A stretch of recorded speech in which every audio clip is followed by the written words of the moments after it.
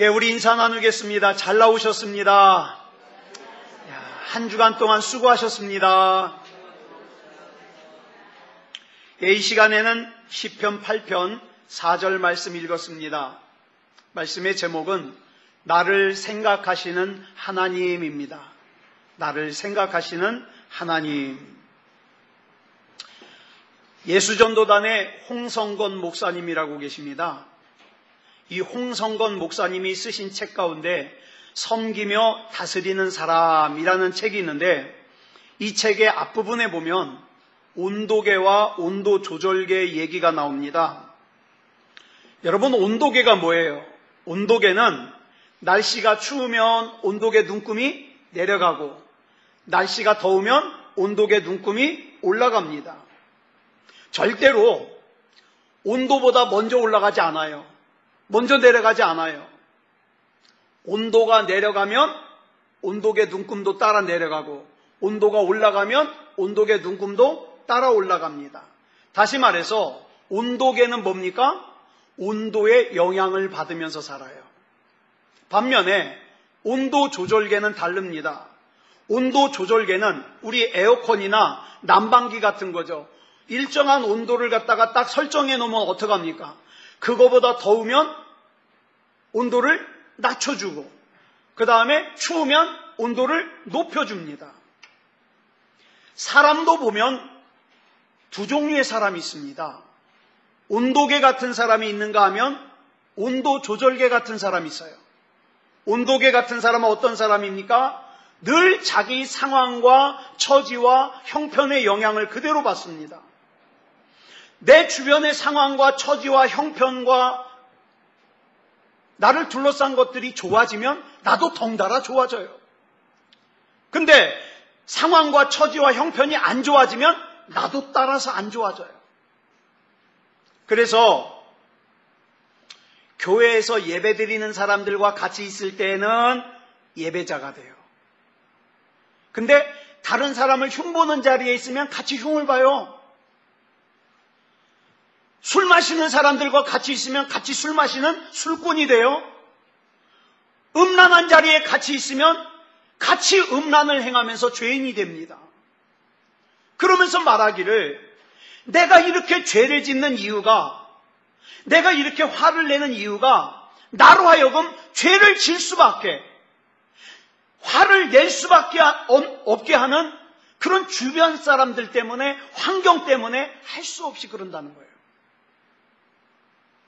그렇기 때문에 나는 죄를 짓는 게 당연하다. 나는 화내는 게 당연하다. 이렇게 얘기를 해요. 이 온도계 같은 사람이에요. 반면에 온도 조절계 같은 사람은요, 환경에 영향을 받지 않고 어떡합니까? 오히려 환경에 영향을 끼칩니다. 미움이 있는 곳에 들어가면 사랑으로 바꾸고, 다툼이 있는 곳에 들어가면 용서로 바꾸고, 분열이 있는 곳에 들어가면 하나됨으로 바꾸고, 의심이 많은 곳에 들어가면 믿음으로 바꾸고, 절망스러운 곳에 들어가면 희망으로 바꾸고, 영적으로 어두운 곳에 들어가면 영적으로 밝게 바꾸고, 슬픔이 있는 곳에 들어가면 기쁘게 바꾸고, 분위기가 차가운 곳에 들어가면 분위기를 따뜻하게 바꿔요. 온도 조절계 같은 사람입니다. 그런데요, 하나님께서는 저와 여러분을 온도 조절계 같은 사람으로 창조를 하셨는데, 자꾸만 악하고 더러운 사탄 마귀가 우리 마음과 생각을 빼앗고 도둑질해가지고 우리를 뭘로 만들어요? 온도계 같은 사람으로 만들어요. 너 화내. 화내도 당연해. 너 시험 들어. 너 시험 들만해. 온도계 같은 사람으로 만들어버리는 거예요. 성경에 보면 믿음의 인물들은 한결같이 온도 조절계 같은 사람이었어요. 예를 들면 사무엘 같은 사람들, 온도 조절계 같은 사람이죠. 그렇다고 해서 이 시간에 여러분에게 사무엘같이 되라, 그런 말 아니에요. 사무엘은 모델입니다. 모델. 여러분, 우리가 패션쇼 구경하러 가면 그 패션쇼를 보고 그 모델이 입은 옷을 삽니까? 모델을 삽니까? 모델이 입은 옷을 사는 거예요. 예? 우리가 모델인 사무엘을 보면서 우리가 중요하게 여겨야 될 것은 뭐냐? 그 사무엘이 아니에요. 그 사무엘로 하여금 모델이 되게 하신 하나님을 바라보자 이 말이에요. 사무엘이 활동했던 시대는 영적으로 어두웠던 시대입니다. 음란했던 시대예요. 죄악이 가득했던 시대예요. 그러나 사무엘이 하나님을 떠나지 않고 하나님과 함께 있으니까 하나님의 은혜가 사무엘을 덮었고, 그로 인하여서 아무리 영적으로 어둡고 음란하고 죄악이 가득 찬 시대를 살았다 하더라도 어떻습니까? 그 영적으로 어둡고 음란하고 가득 찬 죄악의 영향을 받지 않더라. 왜? 온도 조절계니까. 오히려 어떻게 합니까? 그 영적으로 어둡고 음란하고 죄악이 가득 찬 세상에 영향을 끼치면서 살더라. 하나님께서는 저와 여러분이 그렇게 살기를 원하십니다. 근데 그 반대의 경우도 성경에 나와요. 사무엘상 2장 12절을 보면 우리 같이 읽어볼까요? 시작. 엘리의 아들들은 행실이 나빠 여호와를 알지 못하더라. 여러분, 엘리의 아들들이 누구예요? 홈리와 비느하스죠. 이 홈리와 비느하스의 신분이 뭐예요? 직책이 뭐예요? 제사장입니다. 제사장이면 지금으로 말하면 목사입니다. 근데 보니까 제사장이 하나님을 알지 못하더라. 다시 말해서 목사님이 하나님을 알지 못하는 목사님이더라. 여기서 말하는 하나님을 알지 못한다, 무슨 뜻일까요? 성경 내용을 모른다는 뜻일까요? 아니요. 이 홈리와 비느하스는요, 아버지 엘리가 제사장이기 때문에 모태신앙이에요. 모태신앙. 게다가 제사장이니까 성경 공부 얼마나 많이 했을까요? 그런데 이런 홈리와 비느하스가 여호와를 알지 못했다. 성경은 그렇게 기록하고 있어요. 여기서 여호와를 알지 못했다는 것은 하나님을 지식적으로 몰랐다는 뜻이 아니라 인격적으로 하나님을 만나지 못했다는 뜻이에요. 그러다 보니까 무슨 일이 벌어집니까? 본문 17절 보겠습니다. 시작. 이 소년들의 죄가 여호와 앞에 심히 크면 그들이 여호와의 제사를 멸시함이었더라. 자, 볼까요? 이 말씀은 두 가지를 설명하고 있습니다. 첫째로는 제사장인 흠리와 비느하스가 인격적으로 하나님을 만나지 못하다 보니까 어떻게 했어요? 여호와의 제사를 멸시했어요. 두 번째는 그렇게 여호와의 제사를 멸시하는 죄는 여호와 앞에 심히 큰 죄예요. 이 두 가지를 지금 설명하고 있어요. 여러분, 예배 드리는 거 보면은요, 그 사람이 하나님을 아는 사람인지 하나님을 모르는 사람인지 알 수 있습니다. 예배 드리는 거 보면. 하나님을 아는 사람은 예배를 소중하게 여깁니다. 반면에 하나님을 모르는 사람은 예배를 우습게 생각합니다. 홈리와 비느하스는 제사장이지만 하나님을 알지 못했기 때문에 여호와의 제사를 멸시했습니다. 우습게 여겼어요. 자, 앞에서도 말씀드렸다시피 홈리와 비느하스의 아버지는 엘리 제사장이에요. 근데 이때가 시대적인 구분으로 언제냐? 사사시대예요.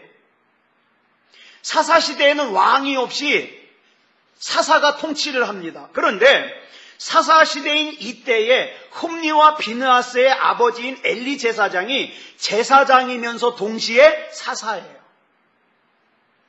그러니까 이 당시에는 뭡니까? 왕 같은 존재예요.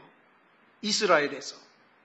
그렇다면 이 엘리 제사장의 아들로 태어난 홈리와 비느하스는 태어나면서부터 삶의 형편이 여유로워요.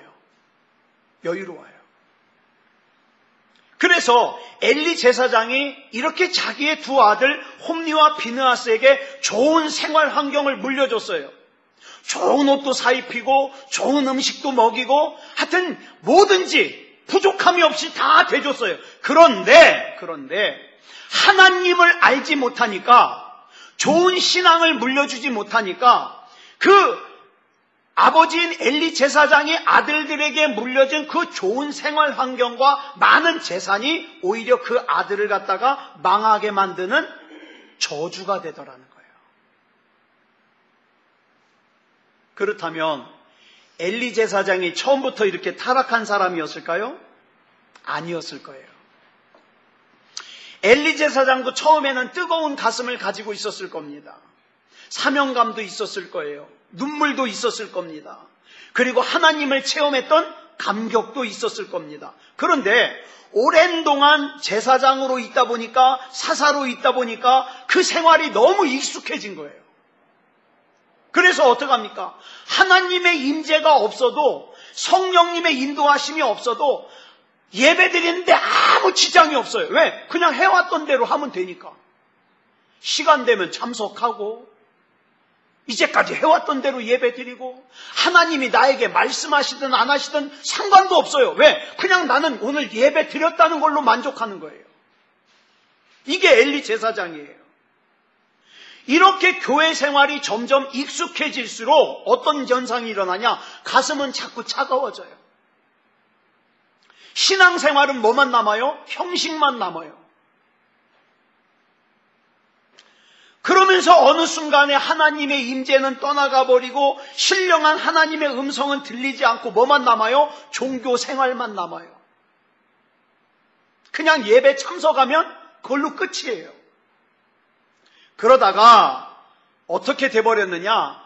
바리새인 같은 종교인이 돼가지고 예배 시간이 되잖아요? 그러면 그냥 형식적인 예배를 해치워버리는 거예요. 왜? 예배 안 드리면 찝찝하니까 그냥 해치워버리는 거예요. 성령님이 임재하시든 임재하시지 않든 상관이 없어요. 하나님의 음성이 들리든 들리지 않든 상관없어요. 예배를 해치워버리는 거예요. 자, 여기서 우리는 질문합니다.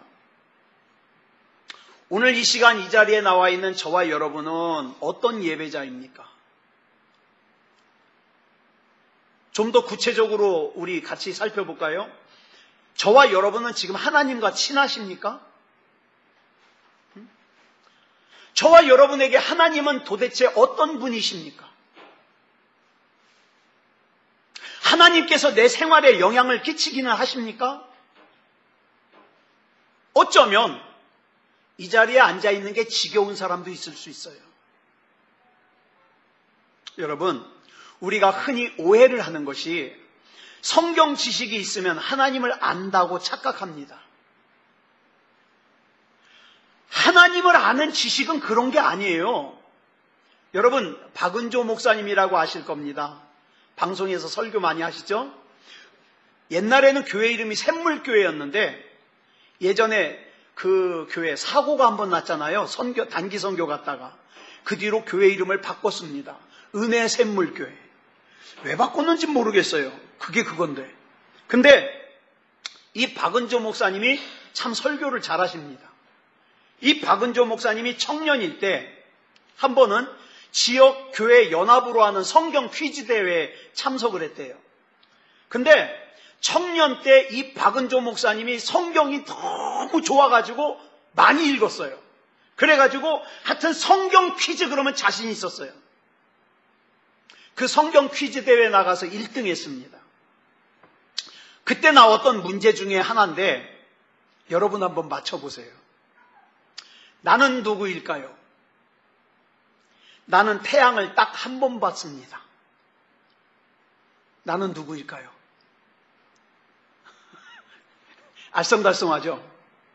답이 뭐냐 하면 이렇게 문제가 나왔을 때 박은조 목사님이 손을 반짝 들고 맞췄다는 거예요.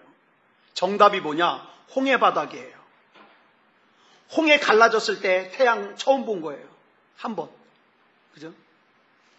근데 성경 퀴즈 대회에서는 1등을 했는데 또 홍해가 갈라졌다는 사실도 외워서 알았는데 홍해를 가르신 하나님의 역사가 무엇을 의미하는지는 그때 몰랐다는 거예요.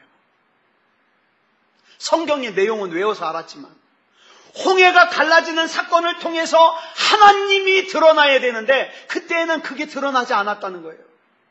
그래서 성경의 내용을 꽤 많이 알고 있었지만 그 성경 지식이, 자신이 알고 있는 성경 지식이 하나님과 더 가까워지고 하나님과 친밀해지도록 영향을 끼치는 데까지는 시간이 오래 걸렸다는 거예요. 여러분은 어떠십니까? 여러분, 성경 지식은요, 하나님과 친밀하기 위한 재료예요, 재료. 그게 중요한 게 아니에요. 재료예요, 재료. 그게 목적이 되면 안 돼요. 그러니까 나 성경 몇 번 읽었다 이거 자랑하면 안 돼요. 나 성경에 나오는 족보 다 외운다? 그거 자랑하면 안 돼요. 진짜 중요한 게 뭔지 아십니까? 하나님과 얼마나 친하십니까? 이게 중요한 거예요. 어린 사무엘이 성전에 있을 때 하나님의 음성을 들었던 것처럼 지금 저와 여러분에게도 성경을 통해서, 설교를 통해서, 예배를 통해서 하나님의 음성이 들려지고 있습니까? 지난 일주일 동안 여러분 사시는 동안에 하나님과 동행하시는 삶이 어땠습니까? 우리 이 찬양 아시죠? 1절만 불러볼까요? 시작! 주와 같이 길 가는 곳 즐거운 일 아닌가. 우리 주님 걸어가신 발자취를 밟겠네. 한 걸음 한 걸음 주 예수와 함께 날마다 우리 걸어가리. 여러분, 이렇게 우리 주님과 함께 걸어가는 것이 즐겁지 않다면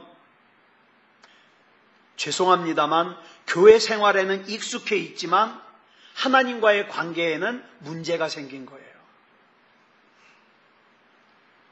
만약 제가 여러분 중에 한 분과 이렇게 만나서 얘기를 하는데 우리 순천이 형제와 제가 이렇게 얘기를 해요. 약속을 해가지고 찻집에 카페에서 만나가지고 얘기를 해요. 근데 우리 순천이 형제 표정을 보니까 귀찮은 표정이야. 왜 만나자 그랬지? 뭐 이런 표정이에요. 그리고 자꾸 시계를 봐요. 1시간인 줄 알았더니 10분 지났네? 뭐 이러면서 시계를 봐요. 또 핸드폰을 자꾸 봐요. 문자도 오지도 않았는데 뭐 안 왔나요? 핸드폰을 자꾸 봐요. 게다가 대화하면서 자꾸 먼 산 쳐다봐요. 그러면 만나는 제가 기분이 좋을까요? 나쁠까요? 나쁘죠. 나쁘죠. 우리 중에 그런 예배를 드릴 수가 있다 이 말이에요. 하나님이 기분 나쁜 예배.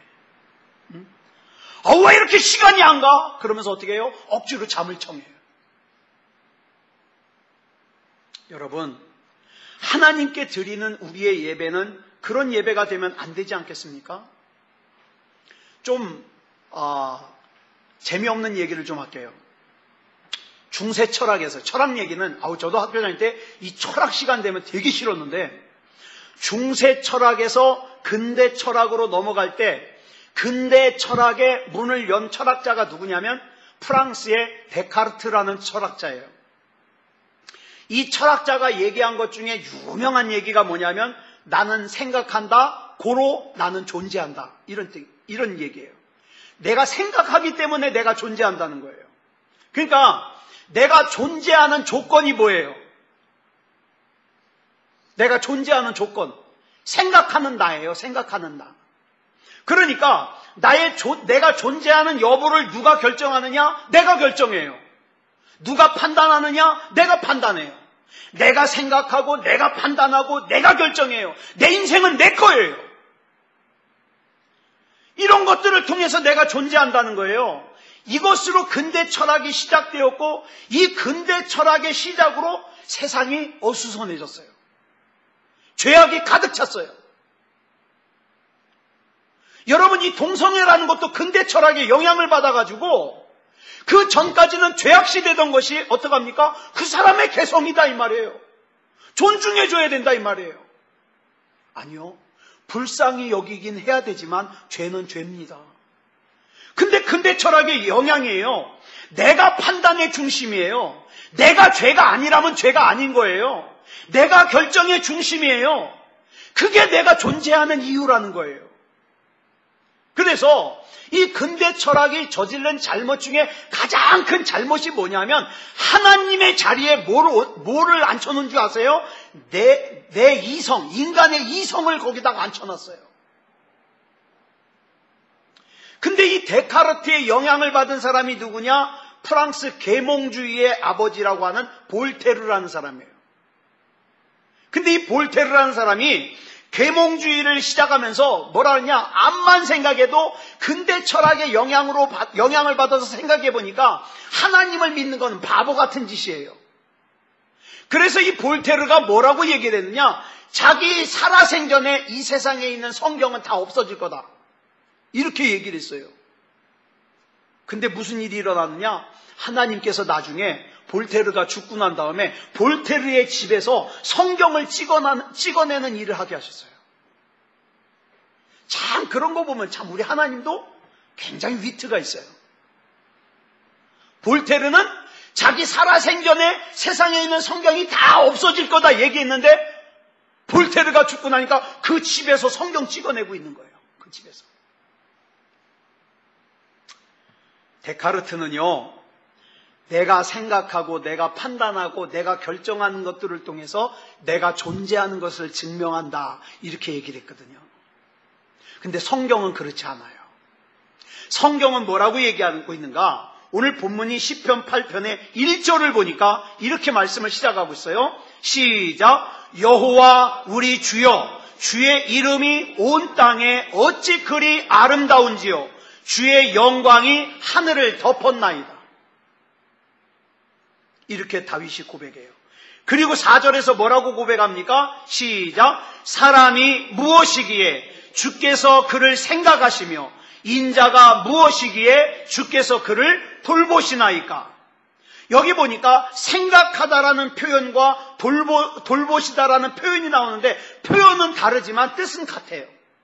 뜻은 생각하는 것이 돌보는 거예요. 우리가 생각하는 이 세상에서, 우리가 살고 있는 이 세상에서는요, 나의 생각이, 나의 판단이, 나의 결정이 내가 존재하는 조건이기 때문에 내가 나를 돌봐야 돼요. 여러분, 하나님 믿지 못하는 사람들은요, 여러분 자신이 여러분 책임져야 돼요. 여러분이 책임질 수 없는 일을 만나죠? 그러면 여러분 좌절합니다. 절망합니다. 내가 존재하느냐 존재하지 않느냐는 근대 철학에서는 내가 생각할 능력이 있느냐 없느냐, 내가 판단할 능력이 있느냐 없느냐, 내가 결정할 능력이 있느냐 없느냐로 결정되지만 성경은 그렇지 않다는 거예요. 뭐라고 얘기합니까? 주께서 나를 생각해 주셨기 때문에 내가 오늘 여기 존재할 수 있다는 거예요. 하나님께서 나를 긍휼히 여겨주셨기 때문에 내가 여기 존재할 수 있다는 거예요. 하나님께서 나를 불쌍히 여겨주셨기 때문에 내가 여기 존재할 수 있다는 거예요. 하나님께서 나에게 재물을 얻을 능력을 주셨기 때문에 지금 내가 살 수 있다는 거예요. 역대상 17장 10절을 보면 하나님께서 다윗에게 이렇게 약속을 하십니다. 시작. 여호와가 너를 위하여 한 왕조를 세울지라.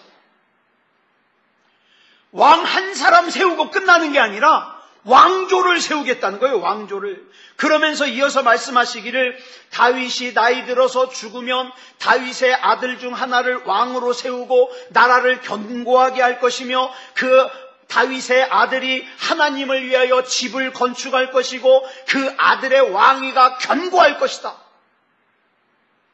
그래서 여러분, 하나님은 이 약속을 지키세요. 솔로몬 이후로 이스라엘이 남과 북으로 갈라지죠. 그죠? 그런데 북이스라엘에서는 어떡합니까? 툭 하면 쿠데타가 일어나서 왕이 바뀌어요. 근데 남유다는요, 거긴 다윗의 자손이잖아요. 한 번도 왕조가 바뀌질 않아요.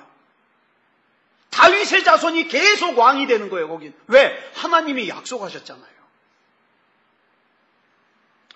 이렇게 하나님께서 다윗에게 감당할 수 없는 복을 쏟아부어 주시니까 다윗이요 16절에서 이렇게 고백합니다. 제가 현대인의 성경으로 옮겨놨어요. 같이 읽어보겠습니다. 시작. 여호와 하나님이시여 나는 누구며 내 가족은 무엇인데 나에게 이런 축복을 베풀어 주셨습니까? 대단하지 않아요? 저는 다윗의 이 말이 너무 좋아요. 태풍이 온다 그럴 때 우리 교회 타일 때문에 지금 고민하고 있다는 걸 알고 있는 주변의 목사님들이 괜찮냐고 전화가 와요. 그럼 저는 그랬죠. 여기 전보다 더 조용해. 여기 비도 안 오고 바람도 안 불어. 제가요 이 말씀을 정리하다가 하나님 제가 뭐라고, 우리 새소망교회가 뭐라고, 올라오던 태풍도 돌려가지고 타일 가지고 걱정하고 있는 여러분 보세요. 지금 여러분 모르셔서 그러지 이 타일이 지금 장난이 아니에요.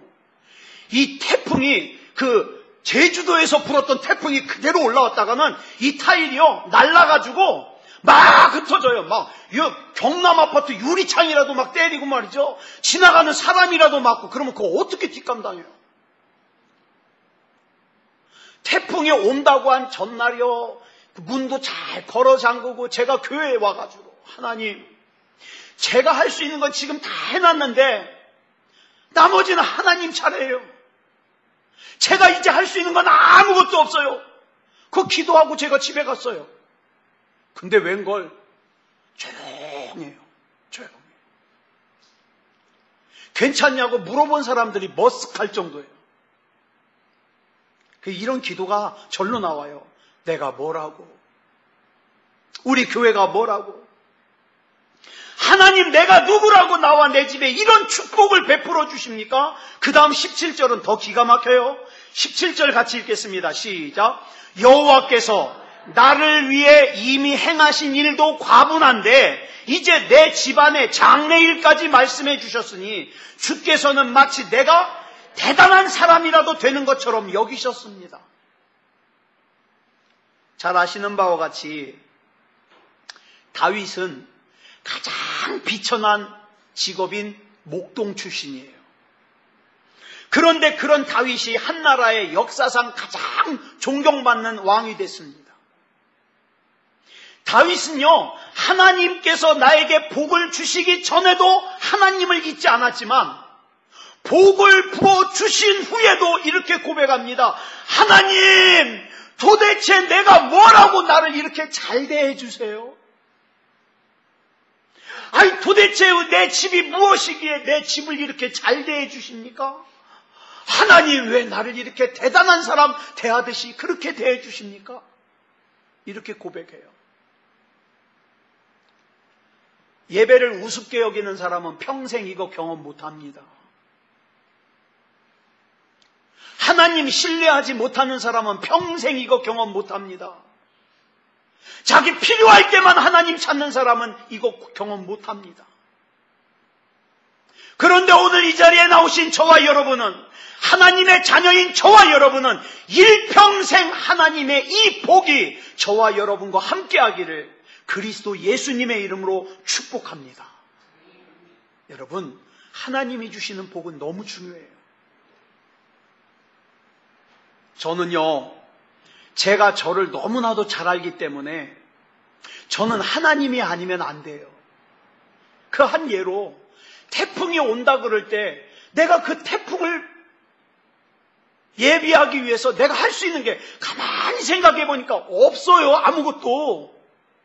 그냥 창문 닫아놓고 틈바구니에 못 껴놓고 그 다음에 저 철문, 옥상 철문 열릴까봐 줄로 칭칭 감아놓고 끝!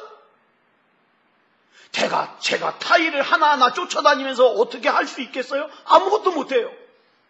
그냥 하나님 앞에 맡기는 거예요. 우리 집사람은 믿음이 더 좋아요. 제가 타일 가지고 태풍 오면 어떡하지 그랬더니 여보 걱정한다고 올 게 안 오고 또 생길 게 안 생기나 그냥 믿고 맡기라고 걱정하지 말라고.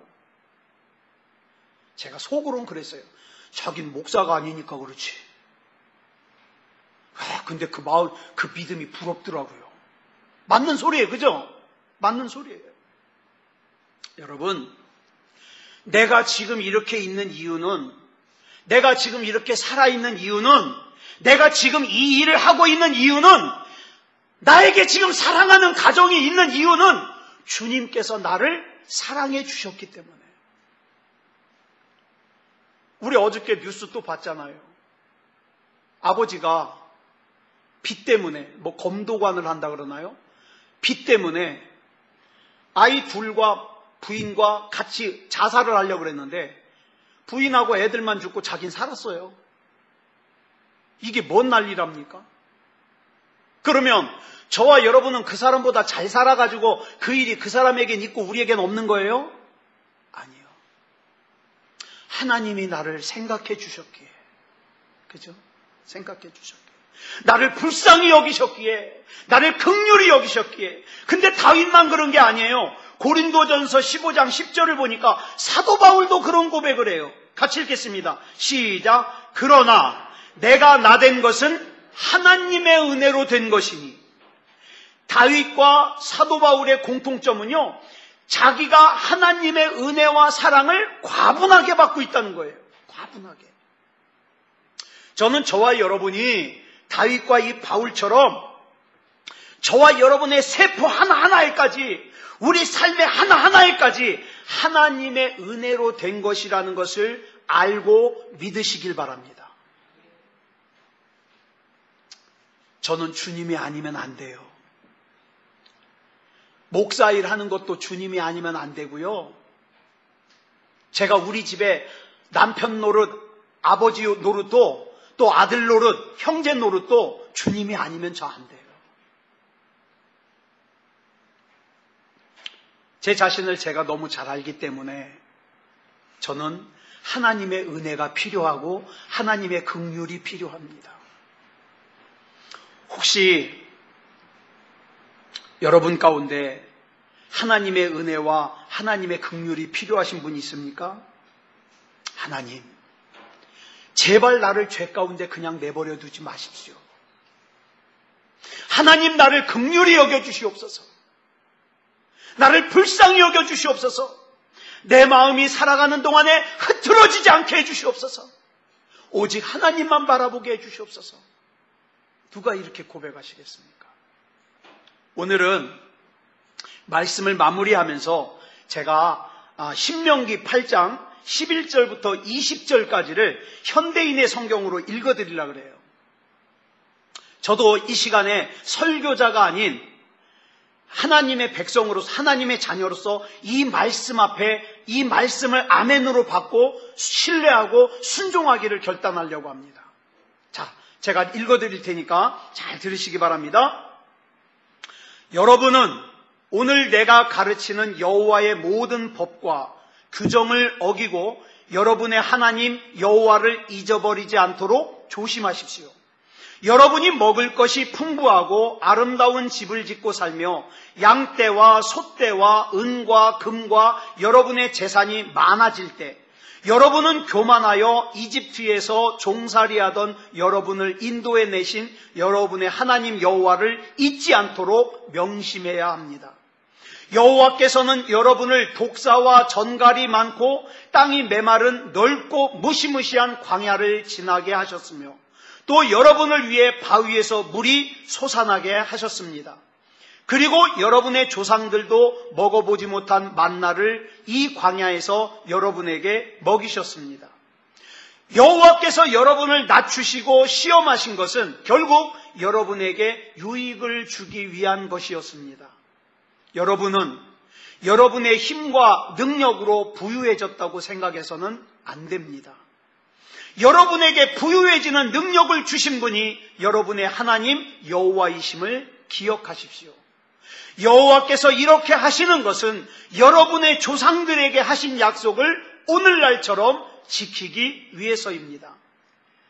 만일 여러분이 여러분의 하나님 여호와를 잊어버리고 다른 신들을 쫓아 섬기며 그것에 절하면 여러분은 반드시 망하고 말 것입니다. 여러분이 여호와께 순종하지 않으면 여호와께서는 다른 민족들과 마찬가지로 여러분도 멸망시키실 것입니다. 아멘. 여러분, 하나님 앞에 믿음다운 믿음으로 서는 그런 저와 여러분이 되시기 바랍니다. 우리 반주 준비해 주시고요.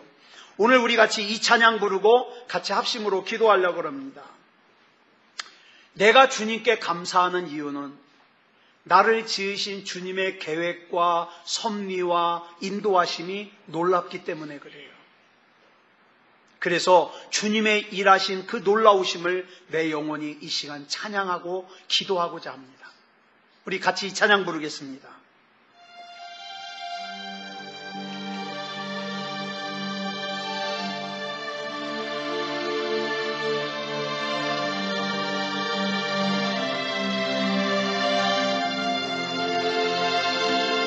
내가 주께 감사함은 날 지으심이 놀라워라. 주의 일이 기함을 내 영혼이 아나이다. 주의 생각 어찌 그리 사랑스럽고 귀한지요. 내가 많이 셀 수 있다면 모래보다 많으리라. 내가 주의 영을 떠나 어디로 가며 주의 앞을 떠나 어디로 피하리까. 주의 손이 나를 인도하니 주 곁에만 거하리라. 하늘 높이 올라가며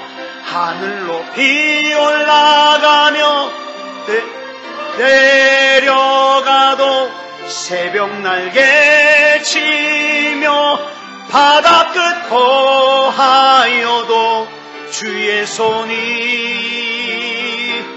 굳게 붙드시니 내가 주를 높이리라. 내가 주께 감사함을 날 지으심이 놀라워라. 주의 일이 기함을 내 영혼이 하나의 주의 생각 어찌 그리 사랑스럽고 귀한지요. 내가 많이 셀 수 있다면 모래보다 많으리라. 우리 시간 같이 기도하겠습니다. 내가 오늘 존재하는 것은 하나님이 나를 생각해 주셨기 때문입니다. 나의 가정이 지금 존재하는 것은 하나님이 생각해 주셨기 때문입니다. 우리 교회가 이렇게 교회다운 교회로 하나님을 예배할 수 있는 것은 하나님께서 생각해 주셨기 때문입니다. 주님 앞에 설 때까지 변하지 않게 해 주시옵소서. 우리 같이 기도하겠습니다. 사랑의 아버지 하나님 감사합니다. 하나님의 은혜 가운데 인도하여 주셔서 이렇게 하나님을 예배할 수 있음을 감사합니다. 사랑의 아버지 하나님, 내가 이렇게 존재할 수 있는 것은 하나님의 은혜입니다. 아버지 하나님이여, 우리 가정이 존재할 수 있는 것도 하나님의 은혜입니다. 우리 교회가 이렇게 하나님을 예배할 수 있는 것도 하나님의 은혜입니다. 그래서 하나님께서는 우리가 하나님만 바라보기를 원하셨고 믿음다운 믿음이기를 원하셨사오니, 사랑의 아버지 하나님, 변질되지 않게 하여 주시고 교만하지 않게 하시고 하나님 앞에 온전한 믿음으로 설 수 있게 하여 주시옵소서. 사랑의 아버지 하나님, 영적인 기회를 잃어버리기 전에 우리 주님을 나의 구주로 영접하고 믿음다운 믿음으로 하나님을 예배하게 하시며, 하나님을 아는 지식이 있어 나에게는 예배가 중요하고, 나에게는 기도가 중요하고, 나에게는 하나님이 함께 하심이 중요하오니 우리 하나님께서 붙잡아 주시고 책임져 주시옵소서. 사랑의 아버지 하나님이여, 강팍해지고 냉랭해진 심령 가운데 성령으로 충만하게 역사하여 주셔서 하나님을 하나님으로 믿어지게 하여 주시고 온전한 예배로 우리 하나님 앞에 영광 올려드릴 수 있도록 인도하여 주시옵소서. 우리 하나님께서 붙잡아 주시고 인도해 주실 줄 믿사오며 그리스도 예수님의 이름으로 간절히 기도드렸사옵나이다. 아멘.